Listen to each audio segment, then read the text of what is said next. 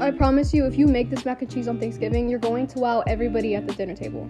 So today I'll be showing you guys how to make the best homemade mac and cheese. You're going to begin by adding 4.5 cups of heavy cream and 4 ounces of cream cheese to a saucepan and let that come to a simmer on stovetop. We're using penne pasta instead of elbow macaroni. The ridges on penne allow the sauce to cling on better, which results in more flavor in each bite. But here I'm sauteing 1 small onion and about 6 cloves of garlic minced and 1 stick of melted butter. I added about 2 tablespoons of flour and let that cook for a little. Then I added in our heavy cream mixture. Then for our cheese I added shredded cheddar, pepper jack, as well as freshly grated white cheddar.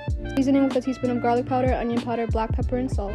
Mix everything together well, then add in your pasta. I ended up adding in a little bit of turmeric just to give our pasta a nice color. Then you want to add half of your pasta into your baking dish. Layer on some of our cheese, and add on the rest of our pasta, more cheese, finishing off with Italian breadcrumbs. Baked at 350 for about 25 minutes, and we're done. I'll be posting another mac and cheese recipe next week, so make sure you stay tuned for that.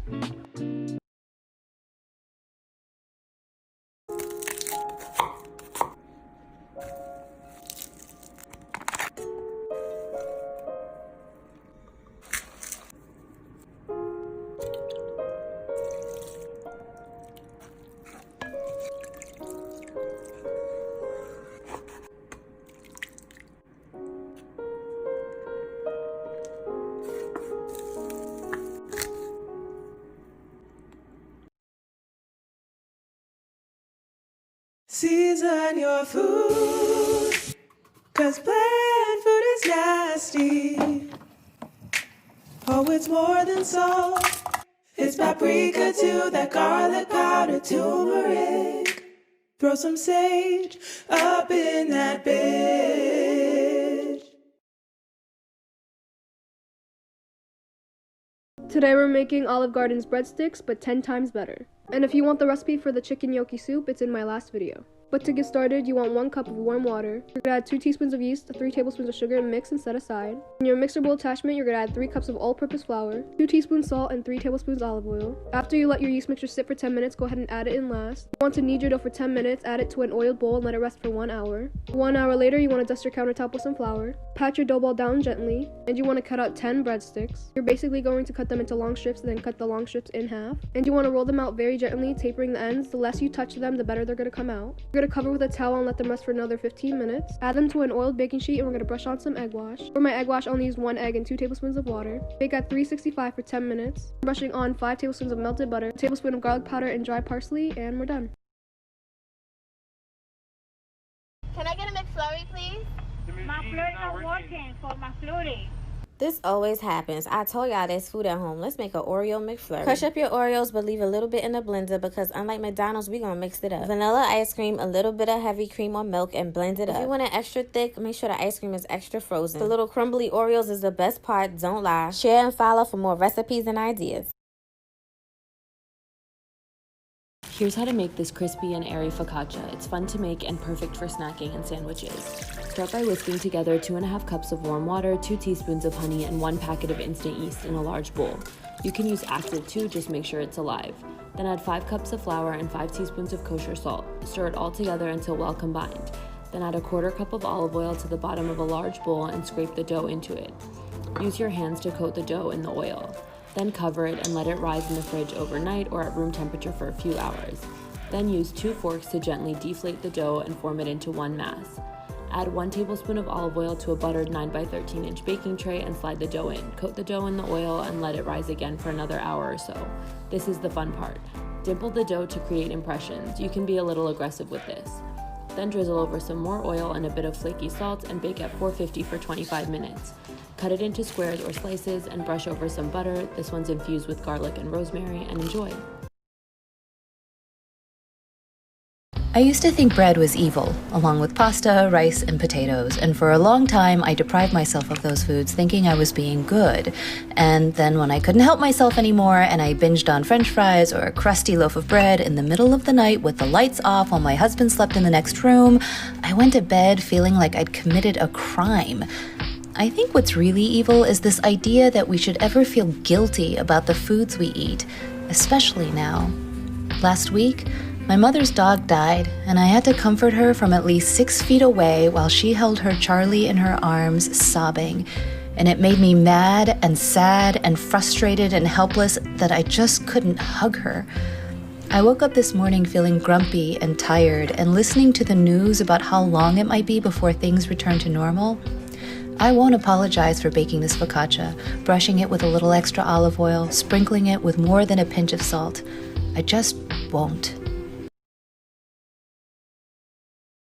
I've been wanting to make Gigi Hadid's vodka pasta recipe for a while now, but obviously without the vodka, so this is how you do it. Chop up 1 medium-sized onion and a handful of garlic. Boil some water and cook your pasta. Once your pasta is done cooking, go ahead and take some of the pasta water out and set that to the side. In a pan, add some olive oil and saute your onions and garlic.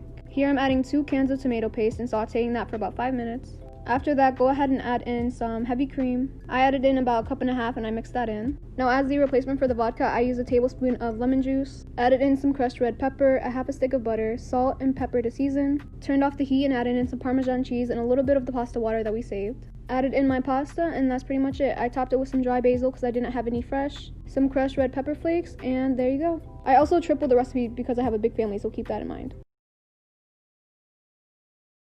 I told y'all there's food at home. Let's make some mozzarella sticks. This one is for all y'all picky eaters. Get your breadcrumbs, cheese, seasonings, and boom, mix it all together. Slice up that cheese into about 10 even pieces. Now the coating is crucial, y'all. You're gonna dip it, shake it, coat it. Shake, repeat, okay? Put them in the freezer for a little bit, then we're gonna fry the sticks until they nice and golden brown, just like my skin. That was funny, no? See how easy that was? I don't want to hear no complaints, all right? Follow and share for more recipes.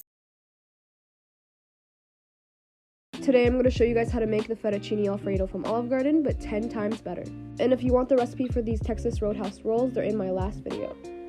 You want to begin by mincing your onion and garlic. Here I have 1 small onion minced as well as a handful of garlic. Adding them to a heated pan with some olive oil. You want to saute them until your onions become nice and translucent, and also when they give off that beautiful aroma. Add a half a stick of butter and let it melt. Also, don't forget to boil your pasta early on, so our sauce and our pasta can be done at the same time. But back to our sauce, our butter has melted. I added a half a pack of cream cheese, about 2 cups of heavy cream, a half a cup of Parmesan cheese, a handful of chopped parsley, seasoned with about a teaspoon of onion powder, garlic powder, salt, and black pepper. Added in 1/4 cup of pasta water. Let my sauce come to a boil and then added in my pasta. Give your pasta a taste, see if it needs any more salt. Then go ahead and plate your pasta. I topped mine with some more parsley. Enjoy with your rolls. The recipe for the rolls will be up tomorrow on my Instagram and the pasta will be up the next day.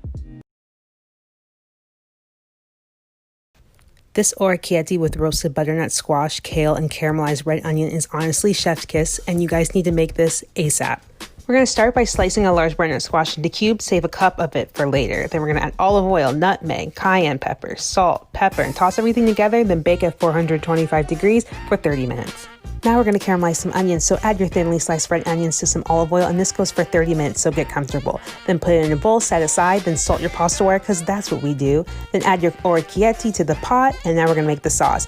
We're going to start by heating up some olive oil, then adding a cup of our leftover butternut squash, some minced garlic, then we're going to pour in some vegetable broth or chicken broth, whatever you choose.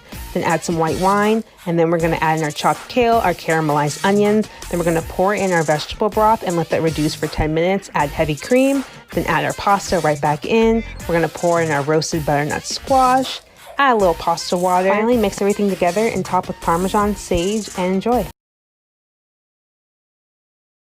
Today I'm going to show you guys how to make the rolls from Texas Roadhouse, as well as the honey butter spread, but 10 times better.